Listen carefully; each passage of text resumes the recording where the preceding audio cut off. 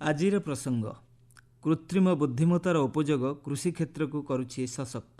ଆଲେଖ୍ୟ ଆଞ୍ଚଳିକ ସମ୍ବାଦ ବିଭାଗ ଉପସ୍ଥାପନାରେ ମୁଁ ମହେଶ୍ୱର ସାହୁ। କୃତ୍ରିମ ବୁଦ୍ଧିମତ୍ତା ଅର୍ଥାତ୍ ଆର୍ଟିଫିସିଆଲ ଇଣ୍ଟେଲିଜେନ୍ସ ଏଆଇ କ୍ଷେତ୍ରରେ ଭାରତ ବିଶ୍ୱର ଏକ ଅଗ୍ରଣୀ ରାଷ୍ଟ୍ର ପାଲଟିଛି। ଷ୍ଟାନଫୋର୍ଡ ବିଶ୍ୱବିଦ୍ୟାଳୟର ବିଶ୍ୱବ୍ୟାପୀ ଏଆଇ ପ୍ରତିଯୋଗିତା ମାନ୍ୟତାରେ ଭାରତ ତୃତୀୟ ସ୍ଥାନରେ ରହିଛି। ନିକଟରେ ନୂଆଦିଲ୍ଲୀର ଭାରତ ମଣ୍ଡପମ୍ ଠାରେ ଭାରତ କୃତ୍ରିମ ବୁଦ୍ଧିମତ୍ତା ପ୍ରଭାବ ଶିଖର ସମ୍ମିଳନୀ 2026 ଅନୁଷ୍ଠିତ ହୋଇଯାଇଛି।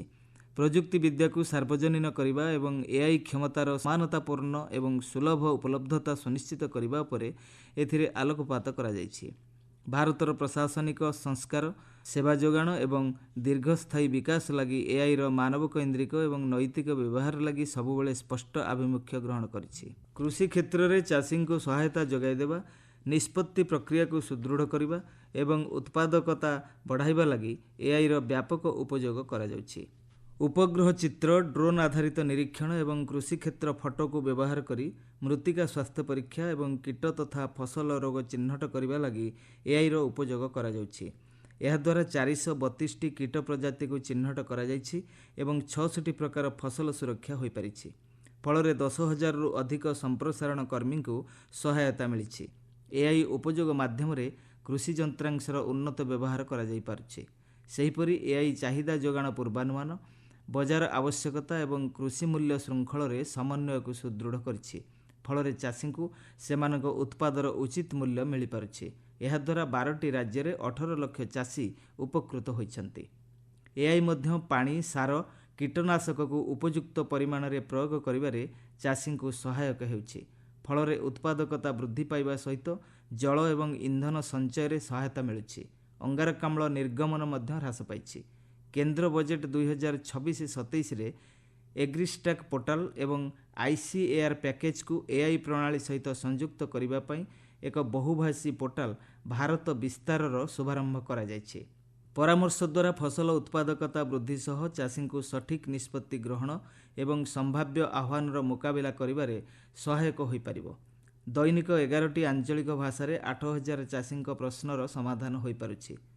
13ଟି ରାଜ୍ୟର କେତେକ ଅଞ୍ଚଳରେ ସ୍ଥାନୀୟ ପାଣିପାଗ ପୂର୍ବାନୁମାନ ଦ୍ୱାରା ଖରିଫ 2025 ସମୟରେ ଏକ ଏଟିଆଇ ଆଧାରିତ ପ୍ରକଳ୍ପକୁ କାର୍ଯ୍ୟକାରୀ କରାଯାଇଥିଲା।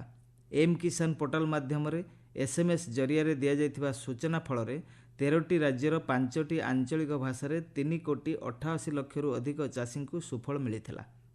2024 ମସିହାରେ ଆରମ୍ଭ ହୋଇଥିବା ଡିଜିଟାଲ କୃଷି ମିଶନର ମୋଟ ବ୍ୟୟ ଅଟକଳ 2,817 କୋଟି ଥିବାବେଳେ ଚଳିତ ଆର୍ଥିକ ବର୍ଷ ପାଇଁ 54,972 କୋଟି ଟଙ୍କା ଆବଣ୍ଟନ କରାଯାଇଛି। ଏହି ମିଶନ ଚାଷୀଙ୍କୁ ଠିକ୍ ସମୟରେ ଫସଲ ଆଧାରିତ ସୂଚନା ପ୍ରଦାନ କରି ଉଚିତ ନିଷ୍ପତ୍ତି ନେବାରେ ସହାୟକ ହେଉଛି।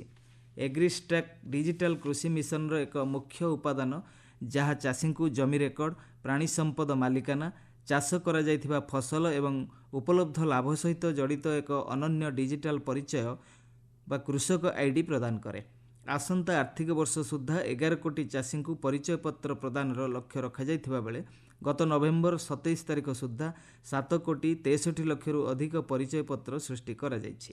ଏଥିରେ 1,93,00,000 ମହିଳା ଚାଷୀ ଅଛନ୍ତି। ଏଗ୍ରିଷ୍ଟାକ୍ ମାଧ୍ୟମରେ ରବି ଋତୁ 2024-25ରେ 492 ଜିଲ୍ଲାରେ ଜମି ସର୍ବେକ୍ଷଣ କାର୍ଯ୍ୟ ହୋଇଛି। ଦେଶବ୍ୟାପୀ ମୃତ୍ତିକା ସମ୍ବଳ ମ୍ୟାପିଂ ପ୍ରକଳ୍ପ ଅଧୀନରେ ସେପ୍ଟେମ୍ବର 2024 ସୁଦ୍ଧା 29 ନିୟୁତ ହେକ୍ଟର ଜମିର ମ୍ୟାପିଂ କରାଯାଇଛି। ୟେସ୍ଟେକ୍, କ୍ରପିକ୍ ଏବଂ PMFBY ହ୍ୱାଟ୍ସଆପ୍ ଚାଟବଟ୍ ଆଦି ପ୍ଲାଟଫର୍ମଗୁଡ଼ିକ ପ୍ରଧାନମନ୍ତ୍ରୀ ଫସଲ ବୀମା ଯୋଜନା ଅନ୍ତର୍ଗତ ଫସଲ ବୀମାକୁ କୃଷକମାନଙ୍କ ଲାଗି ଅଧିକ ଅଭିନବ, ଦ୍ରୁତ ଏବଂ ସ୍ୱଚ୍ଛ କରିବା ପାଇଁ ଏଆଇ ସକ୍ଷମ ଉପକରଣଗୁଡ଼ିକର ଉପଯୋଗ କରୁଛନ୍ତି। ଗତ ଜାନୁଆରୀ ସୁଦ୍ଧା 6,000ରୁ ଅଧିକ କୃଷି ଷ୍ଟାର୍ଟଅପ୍କୁ ତାଲିମ ଏବଂ ଅନ୍ୟାନ୍ୟ ସହାୟତା ଯୋଗାଇ ଦେବା ସହିତ 186 କୋଟିରୁ ଅଧିକ ଟଙ୍କାର ଅନୁଦାନ ଯୋଗାଇ ଦିଆଯାଇଛି। ଶକ୍ତି, ଭିତ୍ତିଭୂମି ଏବଂ ପ୍ରାକୃତିକ ସମ୍ବଳ ଉପରେ ଏଆଇ ବର୍ଦ୍ଧିତ ଚାହିଦାକୁ ସ୍ୱୀକାର କରି ଭାରତରେ ଦକ୍ଷ ଏଆଇ ପ୍ରଣାଳୀ ବିକାଶକୁ ଗୁରୁତ୍ୱ ଦିଆଯାଉଛି।